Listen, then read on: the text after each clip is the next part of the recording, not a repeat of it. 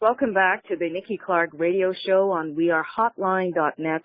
And on the line with us today is the founder and CEO of Walking the Spirit Tours of Black Paris and beyond. Please welcome Julia Browne to the show. How are you doing, Julia?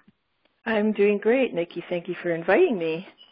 Oh, it's a pleasure. Thank you so much for taking the time out to share the great news of all the wonderful things that you're doing. So I'm going to ask you first off, tell us a little bit about your background leading up to what you're doing today. How did it all start? Okay. I'll tell you where I am now, and then I'll take you back. Okay. I specialize in Black heritage tourism, and this is something that didn't exist when I first moved to France in 1990. So I'll take you back there. I was living in Montreal 5 years. I've always had a thing for French. Even when I was young, I was sure I was going to marry a Frenchman, even though I didn't know anyone. and I was living in Kitchener, which is a German town, so there weren't any French people running around either. No. but I eventually, I studied French in school, and I eventually did a year abroad program in the south of France where I did meet my husband. But I lived 5 years in Montreal, and I've lived in the Francophone world for quite a long time. So, in 1990, we moved to Paris, and my husband is French, so we had it was not so difficult as it might have been for others. But it was while I was there, I was studying at the Sorbonne, and my professor was a specialist in African American history. I knew very little about it, so from him, and he became my mentor, I started learning about all these people that lived all around me, and I had studied literature at Concordia.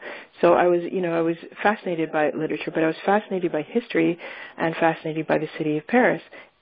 So putting that all together, I mapped out places with his help of where the writer Langston Hughes lived, where the writer James Baldwin and Richard Wright lived, where jazz like Josephine Baker, where her activities took place. So put that all together just for myself. And then people started asking me what I was doing, so I told them, and they asked me to take them around, and I did, and they asked me to take their relatives around when they came to town, and that's how I started doing walking tours. So that was 1994. So there wasn't any such type of tour around Black heritage in Paris whatsoever. So I launched that, and it was very organic. So I just took people around, and I showed them where this was. And Langston Hughes had lived right in my very neighborhood.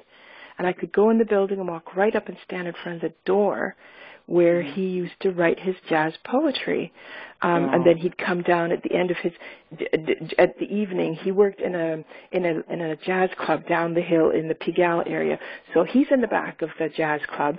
Out in the front of the jazz club is a well-known performer called Bricktop. She's got bright red hair, and it's a tiny club, but she's just like singing her heart out, and the place is packed. And he's in the back washing dishes, and he's hearing this music, this jazz music. And so, being a poet, he's got the music going around in his head. He's got the words in his head, and he starts writing jazz poetry. So these are the kind of stories that are just like super fascinating, and these are the stories that bound me to Paris, that made me feel like I had a place in Paris. And not just me then, African Americans or people of Black culture or people who were interested in Black culture, like jazz, who loved jazz, people who loved Josephine Baker and what she did in France. Those people, we all started feeling that connection to Paris well beyond just, the cheese and the pastries and Eiffel Tower. We had real history there, and lots of history in France. So that's how I created the company, Walking the Spirit Tours, and we literally are walking in the spirit of our ancestors. And it doesn't matter what country you come from. If you are interested in this Black culture and its manifestation in the past and present, you are walking in the spirit. So I've gone from creating a series of Black history walks that I led myself, and then I've got guides now doing it because I live in Canada, and I go back and forth. And then I branched out to doing customized itineraries because having lived in France and brought up my kids there and had a full life there, I could advise travelers on where to go, what to do, what to look out for, that kind of thing. So I've broadened out to the rest of France and to customizing itineraries, but also going beyond the French border. You have to keep moving forward. So going beyond the French border, what's in England, they have a rich African history, and you could walk down the street and not know who built this building, who built these banks, why is there a museum dedicated to sugar and slavery in London. So, and you go to Morocco, you can see where Josephine Baker lived, but even closer than, even leaving the European continent, living in Canada, there's all this history around us too. So the Montreal Jazz Festival, where did that come from? What's a black community in Montreal? And where did that come from? Because that's a real fascinating story too. What did they conduct? The porters on the trains coming up from the States, they founded the community in Montreal. Or going out to Nova Scotia, there's that rich history of loyalists coming up from the east coast of the United States, and there's a long, like it's well over 200 years of history, black history in Nova Scotia. So that's what I do. I connect travelers to that black heritage. So you can put a little bit in your itinerary, or you can put a lot, and that is my mission in life. Fantastic. And that's something that I would love to get on board with in the near future. And I so understand the importance of understanding your roots, so a very, very vital part of, understanding Black history. So that's fantastic. So who comes to you then? Who do you typically book for these tours? We have people from everywhere. We have, for example, because they're educational in nature, we have a lot of students, so student groups, universities, and even middle schools will come to me, specialty schools like dance schools, anything in the arts, the schools will come to me and ask me to put together a tour for them. So we do that, the educational portion, but we have general tourists as well that just want to add a little bit of, as I say, add a little black to your itinerary.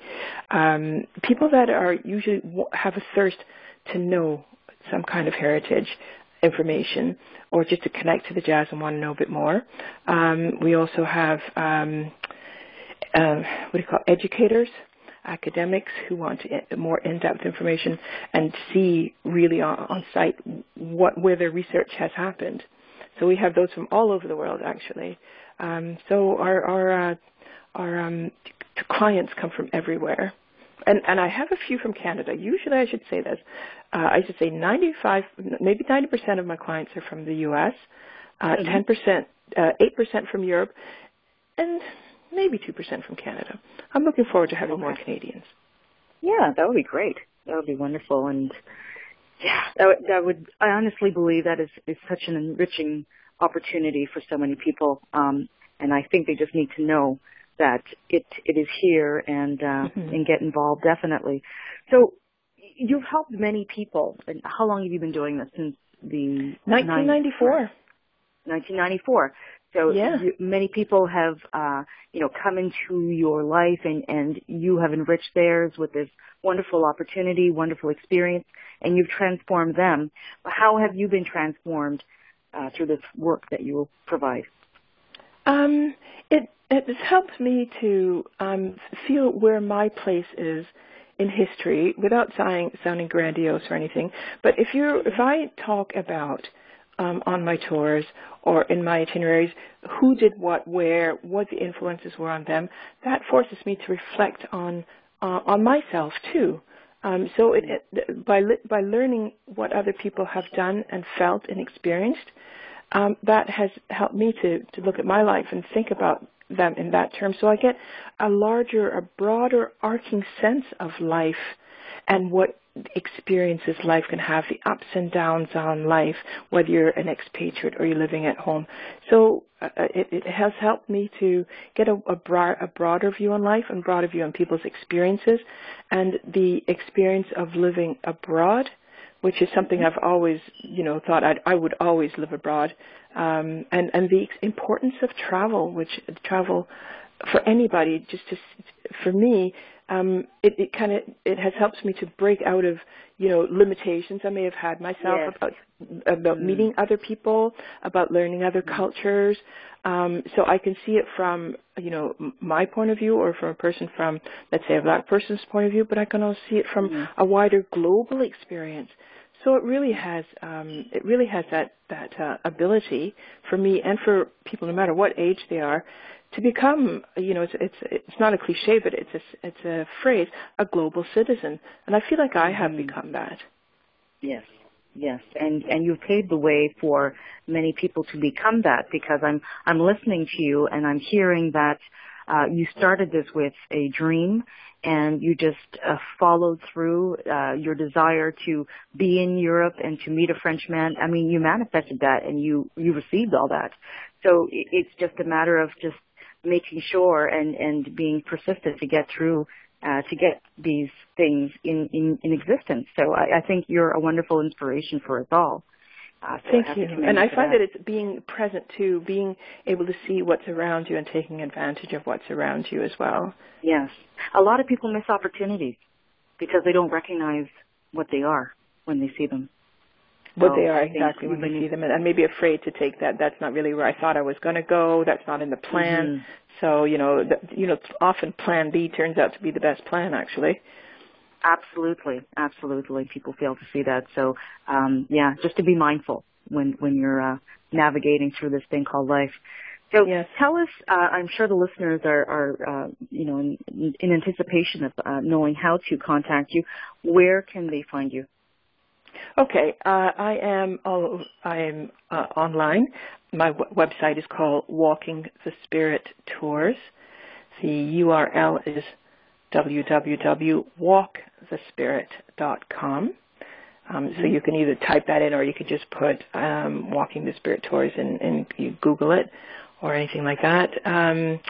I have a newsletter, so I can get reached through the newsletter on the website. You can sign up for it and get bi-weekly newsletters. I'm on Twitter, LinkedIn. Where else am I? You can Google me.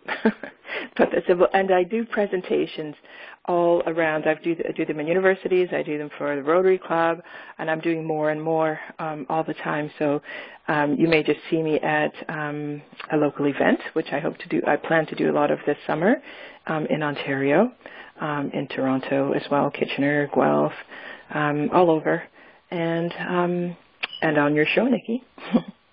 Absolutely. We look forward to seeing you next week live in front of an audience at La Creole at 8 p.m. And you can share some more of the good news with us. So thank you, Julia, for taking the time to share with us. We really appreciate it and look forward to seeing you soon. You have a wonderful weekend. Thanks. Can I just add one thing? Absolutely. Okay. I will have a booth at the Alliance Française Bastille Day Festival, and it will be on July the 10th, Sunday. So if you want to just Google, Alliance Française Bastille Day. Okay, and you're going to have information about Walking the Spirit. Yes. And, okay, beautiful. All right, so look out for that, and that day was July the 10th. Okay, and that's Alliance Française Bastille Day. Fantastic. Yes. Julia, thank you again. We really appreciate it, and we'll talk soon. Thanks, Nikki. Okay, I'll talk to you again soon. Thank you. Bye. Bye-bye.